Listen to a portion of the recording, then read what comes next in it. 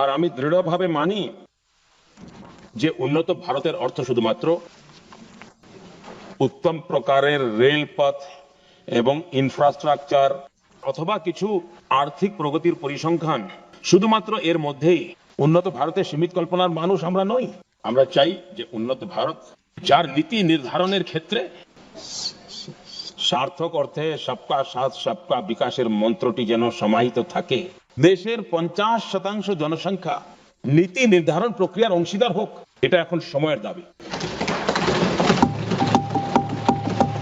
আমরা ইতিমধ্যেই দেরি করে ফেলেছি, কারণ যাই হোক না কেন, দায়ী যেই হোক না কেন, কিন্তু এই সত্যটা আমাদের স্বীকার করতে হবে যে যখন আমরা একা দেখা করি তখন মানি হ্যাঁ ঠিকই, কিন্তু যখন সম্মিলিতভাবে দেখা হয়, আমার মনে আছে যে যখন এর প্রক্রিয়া চলছিল একটি দল ছাড়া সব দলের সঙ্গেই দেখা করা হয়েছে।